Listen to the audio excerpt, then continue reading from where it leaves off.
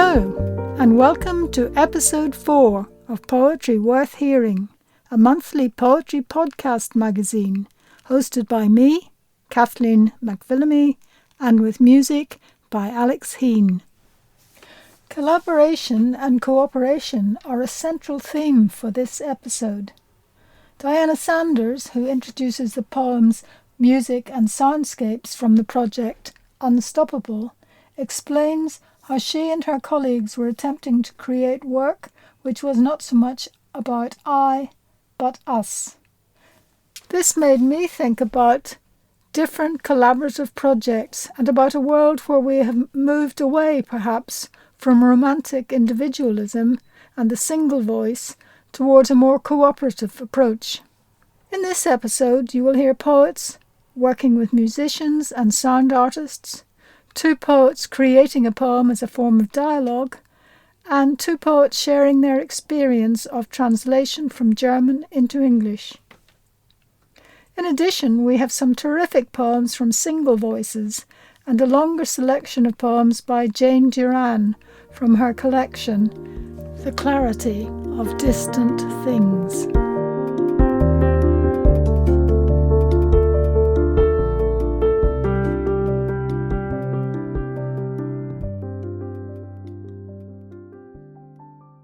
So we begin with a selection of poems and soundscapes put together by Diana Sanders, who lives and works in Wales. Diana suggested this feature following the inclusion of her own poems in our last episode. I'll leave it up to her to give the introduction.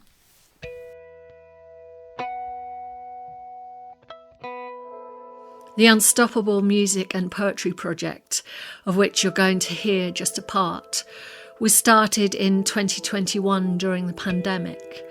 It was a way to create a collaboration and keep skills alive in a time when there were no performances or meeting with creative people. In this section of the project, you'll hear Clive McWilliam, Suzanne Yupper, Paul Blundell, Fiona Bennett, Ian M. Parr, Sarah Lewis, Martin Zarup, and Diana Sanders, and the musicians Pete Regan and Diana Sanders. Each poem is unique and complete in itself, but combined with music and sitting alongside other poems, it becomes part of a chorus. More community than individual, less I and more us.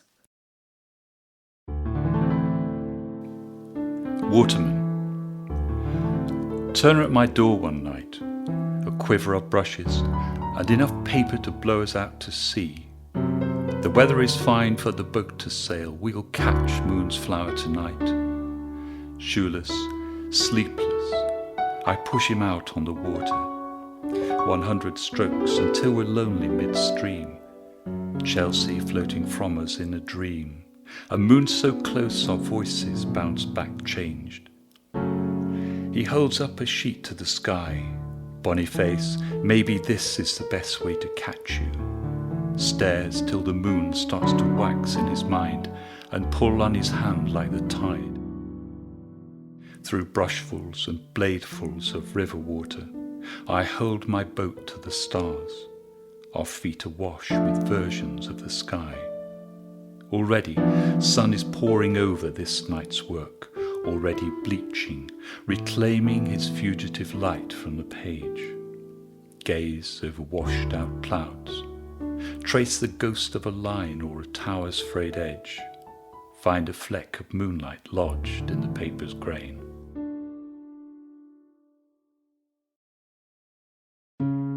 À la Santerre.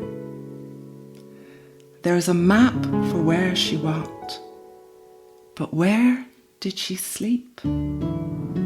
She slept in a field of mixed grazing, in a bund of fireweed for privacy.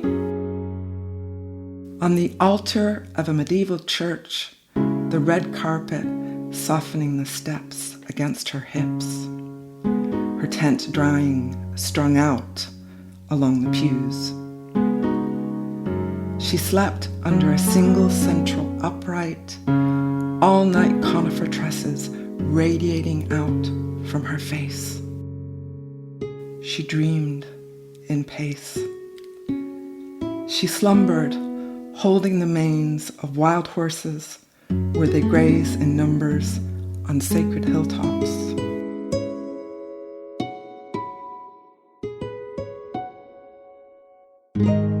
She closed her eyes to a blank wall from a bare mattress in an empty holiday let.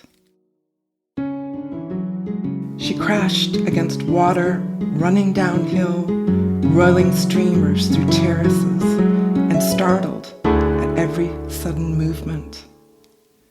She dozed on a gravestone after using the cool surface to roll dumplings for rabbit stew. She slept in the lee of children's songs and woke to inky lines of otter spraint. She lay under a pub table, snored against shoulders, and left grip marks either side in stone floor slabs.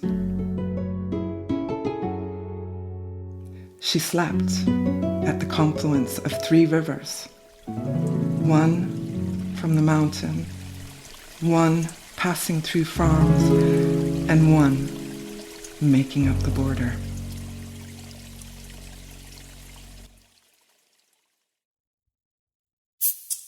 The wash is dry. Cottonwoods crowd the banks, thirsty.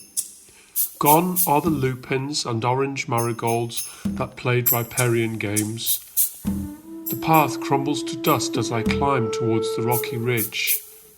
Careful of where I reach, dark crevices where rattlers lurk. The heat of the day irons me to this barren landscape. I see a lone dragonfly.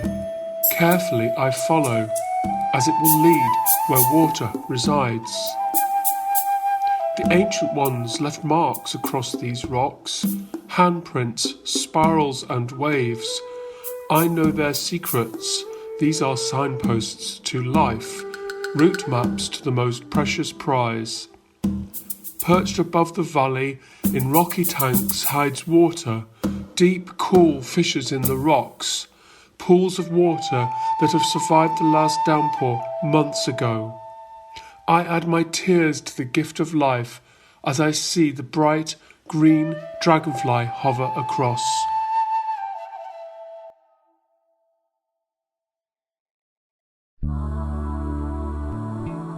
Red Wolf Bay. Tide out, and the great scoop of the bay lies excavated in strange formations. Swirling brown sand, plains of mud, dark clumps of tangled weed, and out in the middle, a gravel mound. Marooned and inert, double-keeled yachts, black tugs and flat-bottomed motorboats lean this way and that, each poised at the angle of water's last moment.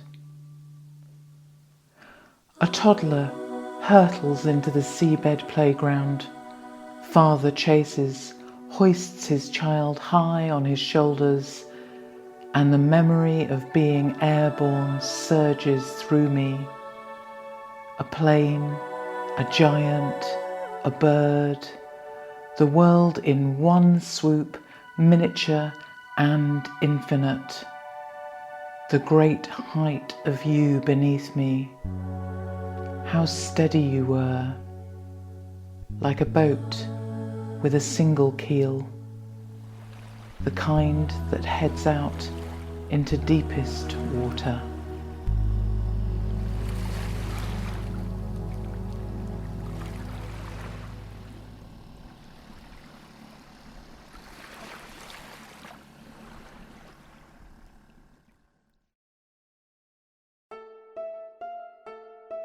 Nightingales.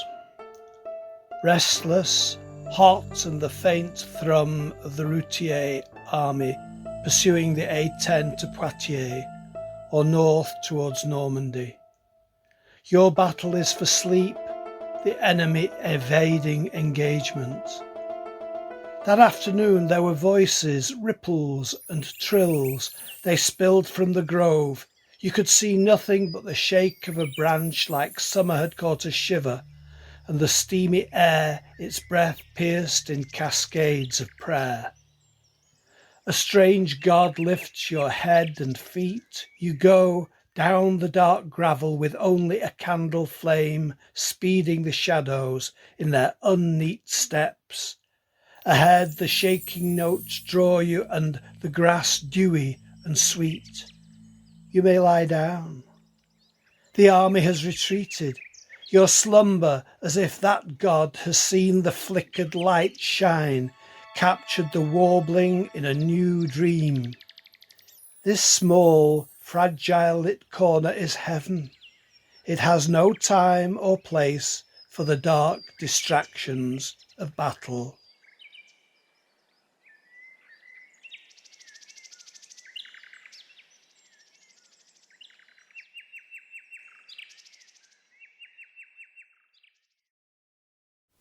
You can take the river out of the moors, but you can't take the moors out of the river. Zooming past black bogs, fizzing over weedy rocks, cavorting with dippers and dragonfly nymphs, until stopped short and lost in a vast black lake, imprisoned with slow-moving fish and clinging brown algae, until forced into a great black pipe, hurtled across the black moor, spat out in dingy houses on black city streets. Still, the molecules of hydrogen and oxygen contain the memory of zooming, of mimicking the curlew's call, tumbling with the lapwing, chasing the merlin and the quick brown hare. Lonelyville. Last night, Elvis returned from the far side of the moon and met me in a small town where he once performed Heartbreak Hotel. I remember hearing it that first student summer in West End coffee bars, rolling old fag ends with my new companions. I wonder if they recall those smoke-filled evenings, rock music blazing, frothy moustaches as we sipped our espressos. We didn't want to leave. Elvis knows all about them, those friends without names. His image blurs as he sings, flickering in the small hours in a silent film of young faces.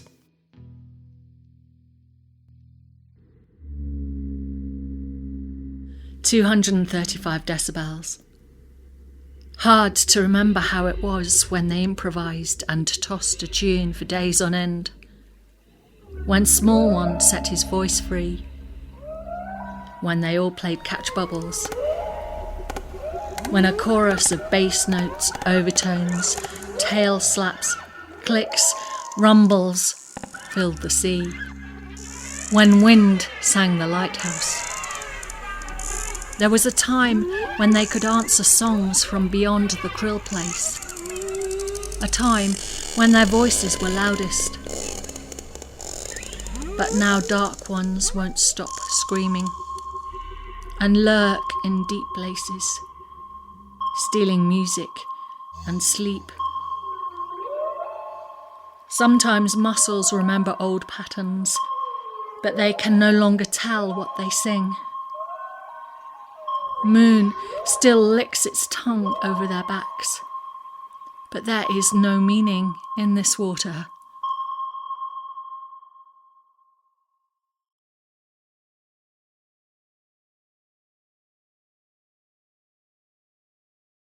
You can find more information about all these poets and musicians, as well as their texts, on poetryworthhearing.biz. This site has texts and biographical information for all the episodes of Poetry Worth Hearing, as well as details of how to submit your own work. Next, we hear Sarah Watkinson and Romola Parish reading their shared poem, Conversation. This poem is included in the pamphlet The Woods of Hazel, which has the appropriate subtitle, A Collaboration with Wytham Woods. Wytham Woods is an ecological research station just outside Oxford. Sarah, a plant scientist and poet, was the inaugural writer-in-residence at Wytham and worked with Romola, who is a poet, environmentalist and archaeologist. Together they produced the pamphlet and this shared poem, which is to some extent inspired by the Japanese collaborative form Renga. The poem I'm going to read is called Conversation, and it's a collaborative piece between the poet Romola Parish and me, which we did at the start of producing a joint pamphlet called The Woods of Hazel during my writing residency at Wytham Woods, the laboratory with leaves, the ecological research site of the University of Oxford. The point of the collaboration was partly to combine Romola's expertise as a landscape historian with mine as a plant scientist and plant physiologist and ecologist. And we found that it was a very fruitful way to put the pamphlet together. So conversation is the central spread across the middle of the pamphlet. The Woods of Hazel is actually sold in aid of Hill End Camp, which is part of Wytham Woods, which is for children to come and learn about nature and generally to enjoy nature and be themselves. The woods themselves were a gift to the University of Oxford from the Fennell family, and Hazel was the name of their daughter who died young at the age of 35. And so the woods were called, part of the woods were called the Woods of Hazel in memory of Hazel. So I'll begin. Conversation. We sit on Wytham Hill. You see religious houses, river crossings between settlements, Romans marching. I see August bents, an anthill with rabbit pellets, ash, sycamore and fields, confected woods, peaceful, but not ancient. We listen for something else, the singing way, a wood song. The ring road roars, like sea, I say, but lacking waves or silence, you answer. There is no pulse to the traffic's roar. It bleeds exhaust around the southern, eastern shores of our wood. Older is the river's curve, its width, enfolding north and west and east. It too flows, too far inland for the sea's tides, but connected by that grey-green thread meandering past our small doings. Older even than the woods themselves. We kid ourselves that we know, and what we know. And suddenly it is dark, but too warm to be dark this early. What do the trees make of it? Are they confused, like us, feeling night should mean shutting the windows against cold, that they should be shedding leaves instead of holding on to the Indian summer? Does your Michaelmas term begin at the first frost? These trees go by the planets tilt and spin. They're ready for the trigger of a cold snap, but for now they're provisioning. Already their dark crowns look grey with mast. And we are too rigid in our calculation of time to wait for the spinning world. We must have tangerines in summer, melons in spring. Perhaps if we stood still like the great oak, all these things would come to us, all in good time, air miles restored to the wind. Presumptuous to assume standing in one place is all it takes. Being a tree takes 1,000 mechanisms perfected over eons. Besides, would you want to be permanently vertical? Ah, the difference between seeing and knowing. I would be like the willow and drink deep from the river's song and lend my hair to make harpstrings laced between its rough-barked arms, and be cradled there until it cracks and weeps, and like the earth can bear me no longer. I put out breadcrumbs. In silence I hear sparrows nibble crusts in beaks. Bees hum on fuchsia. Then a car goes by.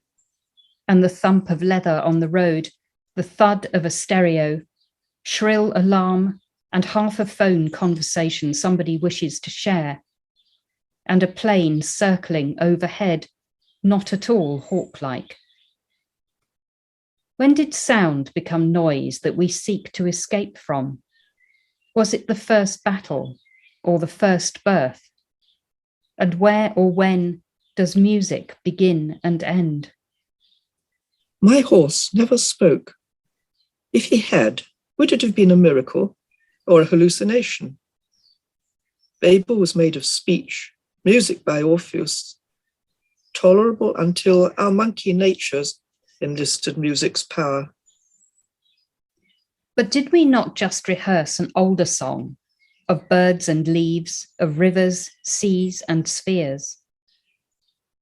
Spiders' webs draped over grass stems, a beetle scaling the monumental height of a stubble stem, the leaves of docks and dandelions standing tall before the dew melt and the day's wilt. Yes, there stood a tree. Rilke had it right. Everything good about us is voiced in music. We learned from wind in trees. Pipes and song spoke infinity. Then, alas, national anthems, sound systems. Dry summer stems, ready for those bees. More details about the pamphlet can be found on the website poetryworthhearing.biz. Now, Viola Michely, a German poet from Cologne, and Bill Jenkinson from Oxford, talk about the process of collaboration involved in translation. The English and German texts of the poems can be found on poetryworthhearing.biz. Viola, we're going to talk about your lovely poem with the first line, ein aufgeschlagenes Buch, dies Grab, which we've both been talking about. Perhaps to start with, if you could read your poem. Ein aufgeschlagenes Buch, dies Grab, das Gewand Malerei, Licht, verkommener Fassadenputz. Sie nagt am Stein. Der dicke Zeh gebrochen, die anderen krallen fest am Podest. Gerät sie ins Wanken. Das Tuch löffelt sich daneben, läuft aus, liegt auf, leicht. Das ist das Ereignis. Es kennt keine Schwere und kein Vergehen. And the translation, an open book, this grave, the gown like a painting cast in shade and light, dilapidated plaster. Time gnaws the stone, a big toe broken, the rest grip the pedestal, starting to waver, cloth as if spooned out, softly ruffles up. Here is the event, unaware of weight or time. And of course, your original poem is accompanied by your photograph of the bottom of the grave figure and the broken big toe that's in your poem and the pedestal and the cloth falling down. And it's really a magnificent trap because you think you know everything about what's going to be in the poem, but in fact, you don't have a clue, which is the wonderful thing about it. In a way, we have different levels of translation. I think this feeling of going around in the world as a poet, we often experience that when we see something, we have the idea of seeing more than we see in terms of having a resonance to the soul, or however we would call that. And what I do since quite some years is that I make photographs of these moments where I have the feeling I see more, or I perceive more than actually the facts of that, what I see. And I try to express that. And so in a way, I try to translate this experience of seeing into words. So that is a very difficult process. And it was very interesting to talk with you about this process, because then there comes the other translation from German to English. Maybe I can just explain what I mean. When I look at something, the first what I see comes into my mind like a big toe, and not a broken big toe, but a big toe. And then, oh, it's broken. And then, oh, the rest of them grip the pedestal. So it's like the process of seeing is also a story, a movement. I try to follow in the rhythm how I describe it. Well, I think that's very striking, because I had to discover this process by breaking into the German. It's such a concentrated poem. There are only 8 lines or so, and it's so hard and accurate, but at the same time very mysterious, because it seems to have 2 voices in it.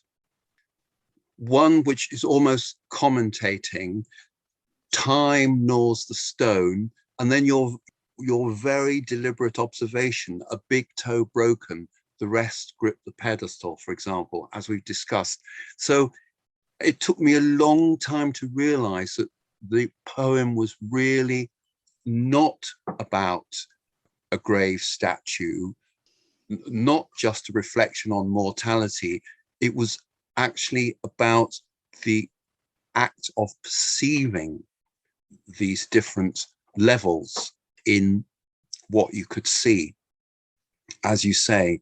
And by studying the language carefully, that was eventually revealed to me. But I don't think I could have got there on my own. I think one of the wonderful things about translation is the dialogue between the poet and the translator. In fact, I think the poet and the translator start to merge. The translator needs the company of the poet. I think translating a poet who can't speak to you must be extraordinarily difficult.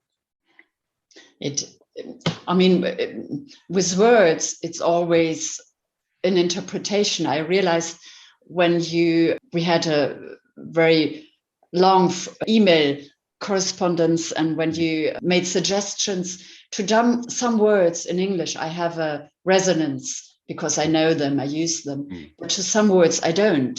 I only know from the dictionary, and then I'm lost. So it was very useful to talk to you how the word, which resonance this word has. I thought it was very interesting that you had the feeling it's like a dialogue, like 2 voices. I wasn't conscious about it, but yet... Be my impression. It could just be my impression, the way it feels to me. It is like, when I look at it, the lines show different perspectives, like a big toe broken, the rest grip the pedestal is a description, but starting to waver is imaginary. It goes beyond what I perceive, what I see. Yeah. And also time gnaws the stone is, you said, a comment on what I see. Yes, it goes into another level of reflection about what we see and about reflection of life. Yes. And the apparently hard and simple lines, like time gnaws the stone, contains so much that's mysterious, hint at the disorder of the universe, hint at mortality. I really love it. I also loved some of the lines that gave us quite a lot of difficulty. The gown like a painting cast in shade and light, dilapidated plaster, which you settled on. We had quite a long discussion about that, trying to reconcile all the different things in your original and convey the essential into English without burdening the line. I think we've done it. I'm very content about these 2 lines. Maybe to make it more precise, what interested me in this moment of seeing was that what I saw was a fact. Someone died, time had gnawed the stone, there's a statue that is broken. So it's about the passing of time. Yet the experience of seeing that was very vividly, and it was an event. It was very active and moving, and that this contrast I was very fascinated by. Yes, and it ends the poem so beautifully. Well, thank you very much for the experience of working on this wonderful poem with you. Thank you, Bill, for helping. That was very great, this conversation we had.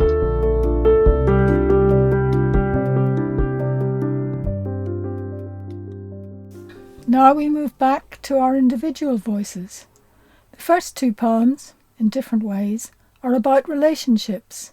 We start with Claire Cox. The Shriek Collector. Too tempting, I'm sure, not to try. Me, your little sister, dawdling close to an edge. A Kashmiri river, Cornish cliffs, an empty Hong Kong reservoir sweating dust. A push, a catch, a fresh shriek to add to your collection. Did you pin their slightness in neat rows, belly down like butterflies, or keep them live in jam jars with leaves and twigs, lids randomly skewered to let in air? Maybe you slipped them between cellophane like your stamps, or pricked each end, blew them clean like eggs. I remember your sudden grip, the jolt up my neck, you forcing my smallness towards the drop. I'd scream and your arms bear-hugged me back to a safety I'd never left. You laughing, me tiny and furious at your stupid prank. That morning's phone call, the shove between my shoulder blades, the falling, and no one to fetch me back. Next, Jennifer A. McGowan with her poem. Bedrock. You rise into the skyline, craggy and austere, misty as anything. Storms weather you into the colours of autumn's sighs. Anoract, I smuggle you into winter warmth, try you with fire. Right of your broad lap, your solitude. Your thoughts a sudden flurry, your feet bedrock.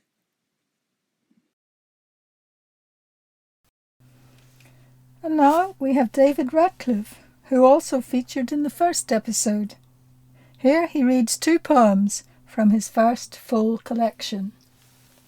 I'd like to read a couple of poems from my debut collection, Through an Open Window. And the first one is the signature poem. It's called Summit Tunnel.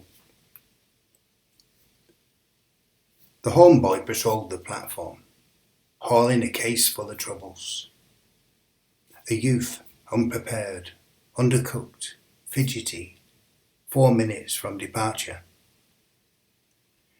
He could see his half-life below, wished to wallow in his familiar frown, allow his timidity license to return to the arms of invisibility. The village presented its sophistry. July sunrise displayed limestone ripples. Clouds created kaleidoscopic greens. The old mill beseeched him to remain within its simplicity, content to drink life from cupped hands. A cursory glance at the exit. Would he prove them right? woody echoes like. Yet fearing the train's arrival, he hoped it would run out of steam, hiss and stop, forever lost in the tunnel, a mile away from his inward mitherings. Through branches of dappled summer he looked down at the bus stop, from where his ride to that point had terminated at the limits of imagination, while he chased adventure far beyond ambition. He channeled patchwork images, ironed them into solitary thought.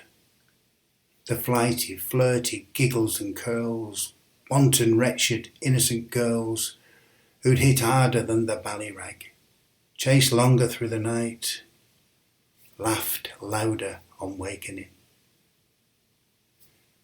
Maybe he sought self-worth from lips of experience, the feature without outtakes. Maybe he'd return to rule the village, like a fox in an Aesop fable. By way of distraction, he allowed himself to imagine Manchester, Birmingham, Exeter, Plymouth, alien places printed on a travel warrant, thinking them familiar, reminding him of a football coupon. Two garrulous women with matching expressions seemed to own his thoughts. Would he? Could he? Should he? Nothing to do with them. The echoing announcement of the arrival of the 8:14 Manchester Victoria train jolted him, least offering the opportunity to relieve his flatulence. Damn the Summit Tunnel. How could it allow this Naglford carriage to lap at the corpse of his childhood? Yet, as he slumped into his seat, new life breathed through an open window.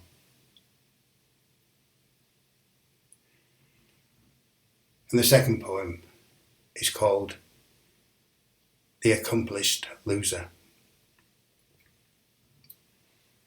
Past events prevent joy in triumph, hidden from view, suppressing emotions holding me back.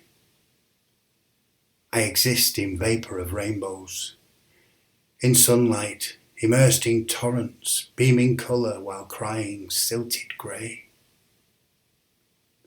Between wisdom and innocence, held captive by nature's whim, clung into beautiful misery.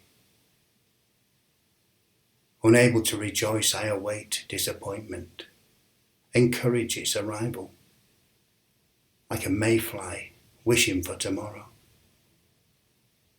For in misery I'm recognised, known for who I am, the accomplished loser who never disappoints. And as the tide turns, the wind abates, exposing my weakness, I shine my false shine. Then I am gone.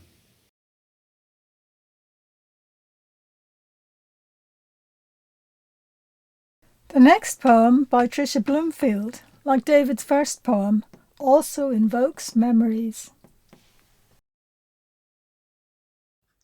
Milestones, a Cotswold home. 4 cottages knocked into one. The ghost inhabited number 2.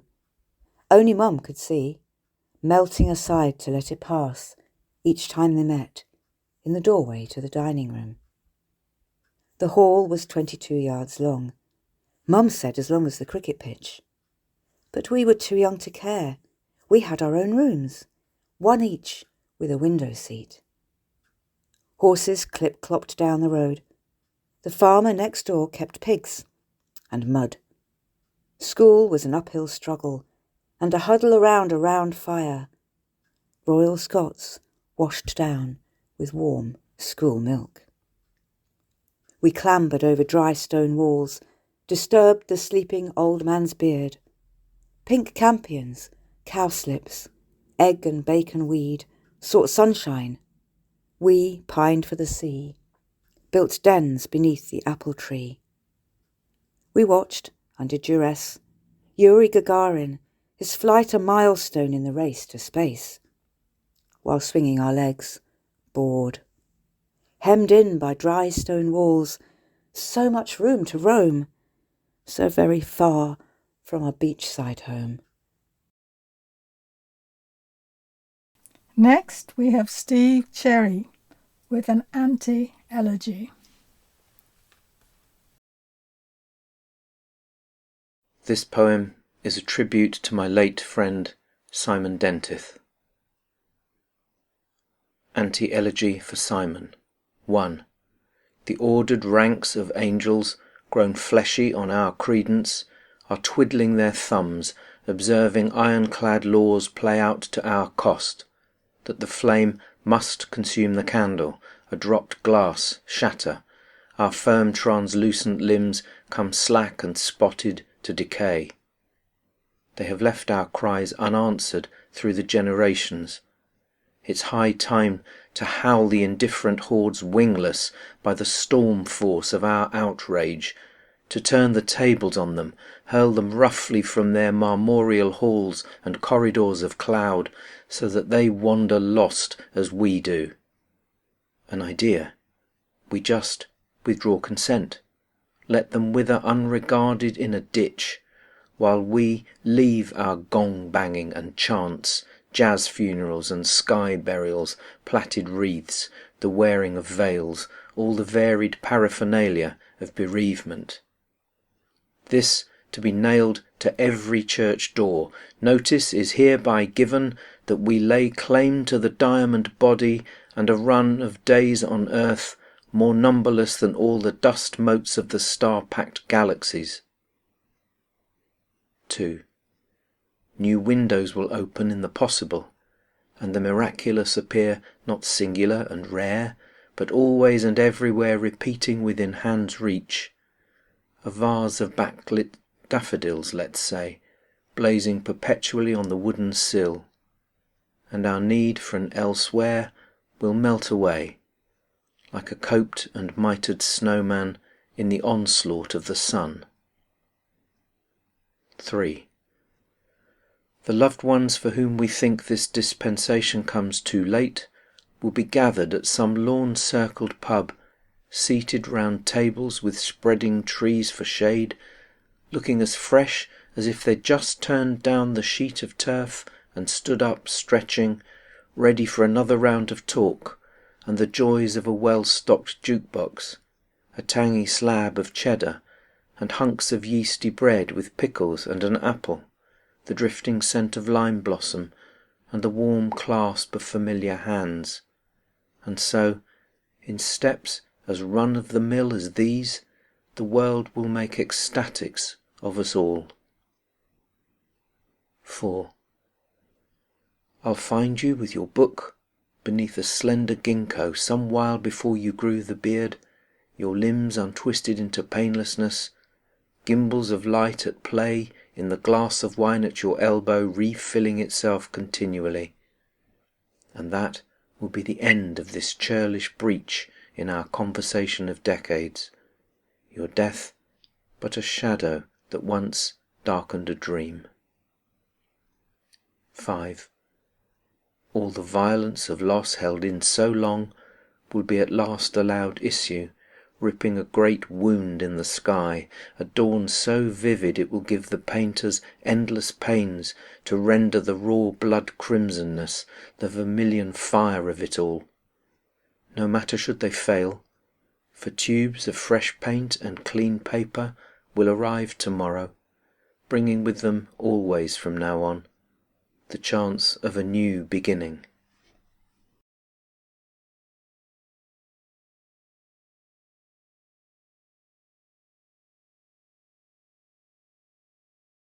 And finally, a short selection of poems by Jane Duran from her book The Clarity of Distant Things. Jane read these poems in an Oxford Stanza 2 open mic event in February, and I'm very grateful to her for giving me these recordings.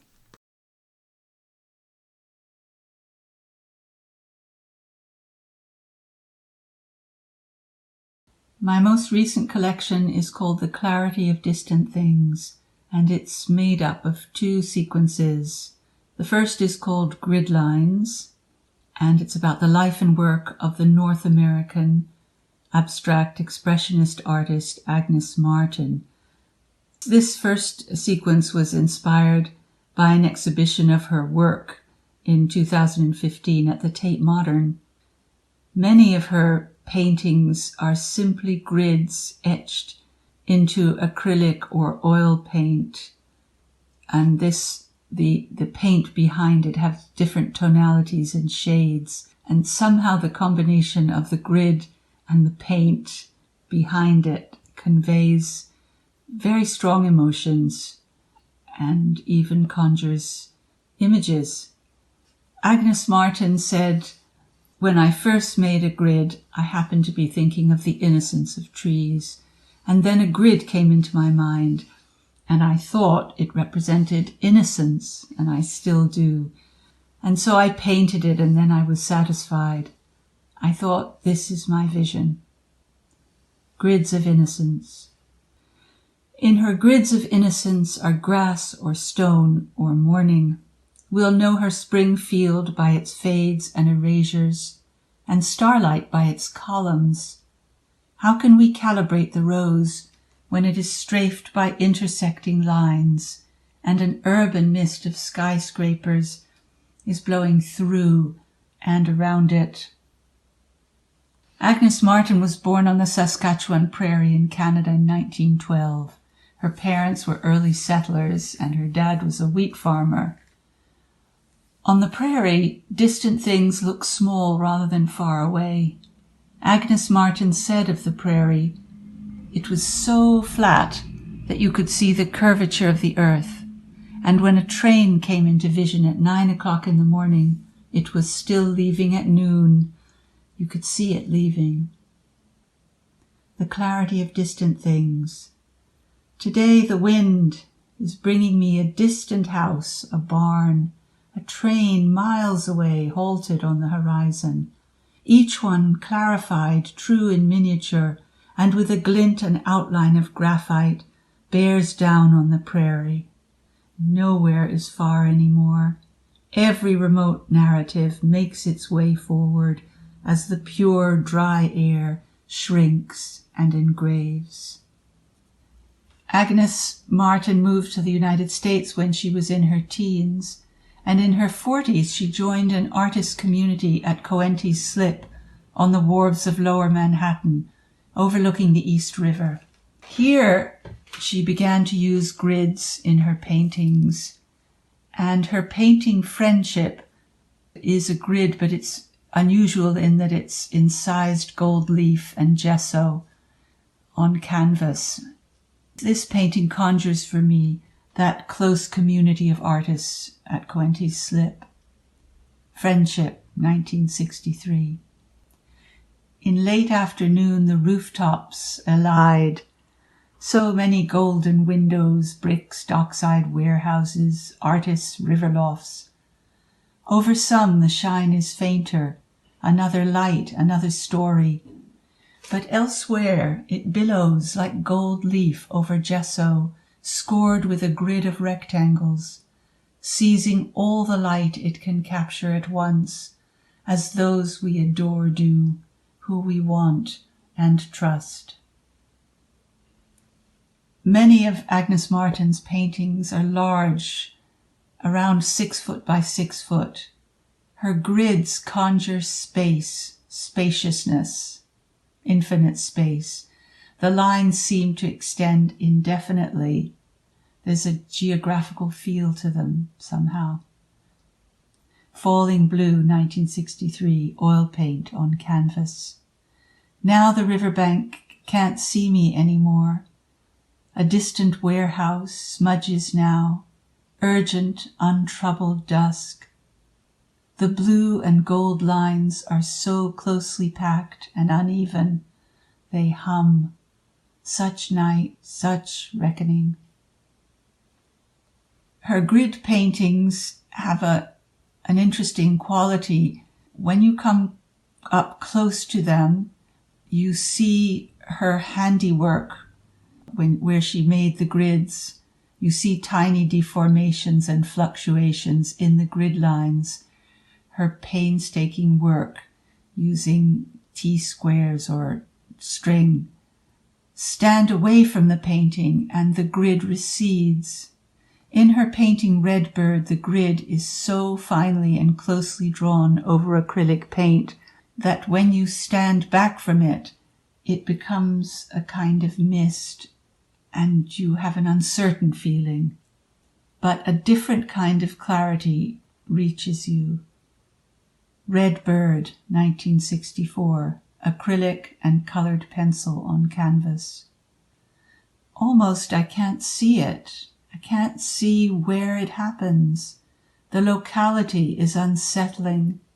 A road, a noon road, a tree I keep passing.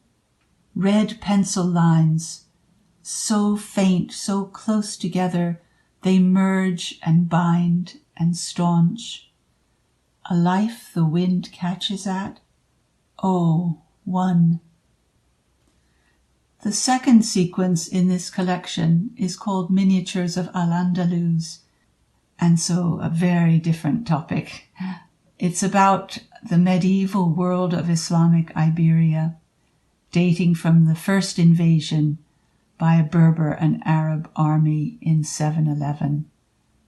My sequence was first inspired by miniatures from the illuminated Cantigas de Santa Maria, commissioned by the Christian King Alfonso X, who was a great scholar in the 13th century. These miniatures illustrate poems that are set to music, and they praise and they narrate the miracles of the Virgin Mary. The miniatures offer a unique window into many aspects of life in medieval Iberia, and they depict battles between Muslim and Christian armies. Because the space is so small for these miniatures, the battle scenes, of course, have to be compressed.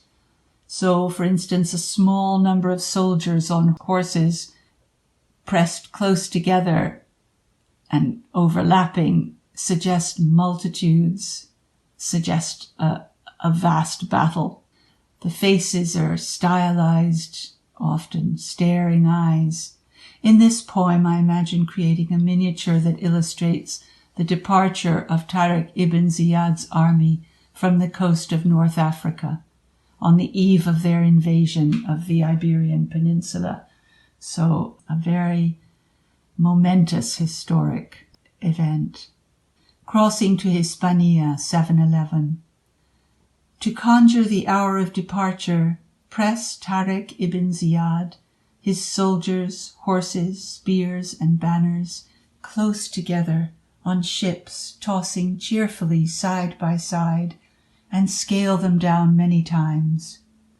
Paint the illuminated wind, the open strait, small and confined, as if held in the palm of a child's hand. Erase all terror, hope, or ambition, each one vast and morbid, from the faces of the soldiers, so they are stern and eager to a man, ready for the night crossing ahead and a candle flame of land. The civilization of Al-Andalus lasted over 7 centuries and gave rise to an extraordinary culture and scholarship in which Jews, Muslims, and Christians all took part. Especially in the early centuries under Umayyad rule, there was a religious tolerance and coexistence. Cordoba. All the prismatic illusion, Jew, Christian, Muslim, gardens and inner courtyards, inner, the inner man, striding or stumbling into light and radial encounters in streets and marketplaces, a glance, a warm greeting. 7 centuries of Muslim rule, but many thousands of Arabic manuscripts were lost or destroyed. The only surviving Arabic miniatures from Al-Andalus are from a love story called Hadith Bayad wa Riyad. And in this love story, a young merchant called Bayard, falls in love with Riyadh, who is a handmaiden from the palace. But of course there are many obstacles to their love. One of the miniatures shows Riyadh fainting and surrounded by women who are trying to help her. But most of this miniature is really damaged and worn away. Riyadh. So much has worn away.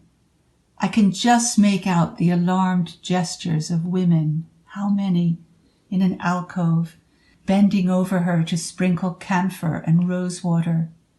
A woman has fainted. Her face is featureless, but the folds of her robe are a dark shore green. Whereas the refined palace architecture is left to us in all its detail, the two towers linked by a row of horseshoe arches and window grills with indented lozenge patterns. Each tower has a peaked roof, one orange, one green, with 8 slopes for 8 waters to slide down. But inside the palace, those nearly effaced women are only traces now.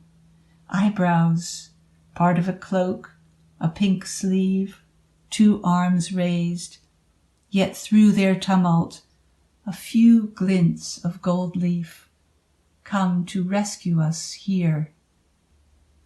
Al-Andalus was steadily eroded through internal discord, civil war, but of course by the inexorable reconquest of territories by Christian armies. After the surrender of the last Muslim stronghold, Granada, to the Christian monarchs Fernando and Isabel in 1492, all Jews were expelled from the peninsula. After this final conquest, the Muslims wishing to remain in Iberia were forced to convert to Christianity. These converts and their descendants were known as Moriscos, but in 1609 an edict from King Felipe III ordered the expulsion also of all Moriscos. My last poem is a collage of brief images of exile and of Al-Andalus itself. Among the clarities. What happens to perception when the night reclaims what is scattered? Even church bells can throw stones, and the early morning wind goad you. I dig my fingers into the rind of an orange, but the fruit is powdery. The sacked libraries, burned books, the fiery river. A girl recklessly places 1 drop from it behind each ear. The voice of a muezzin, church bells, or the shema, each has its own quiet afterwards. Along the riverbank, the turning water wheels are glorious, the valley lucent. A leather binding of a Koran may be a door, a central 8-pointed star, strapwork and gold leaf, so much to preoccupy the eye and breath. Stout breezes by the Wadiana and the Guadalquivir, a last refuge in the Alpujarras. Night, its lanterns and listeners. A fish struggles through turquoise spiral waves, surges. A coastline, then no coastline. Wind, then no wind. Blue smoke, carrion. Whether the cry of a baby or the cries of seagulls, both tear the air. Riyadh takes the oud in her arms and sings. Among the clarities, each illumination is too close to bear. And so we come to the end of episode 4. I hope you've enjoyed listening. Remember, text of poems and further information about the podcast can be found on poetryworthhearing.com. poetryworthhearing@gmail.biz. Submissions and correspondence should be sent to poetryworthhearing@gmail.com.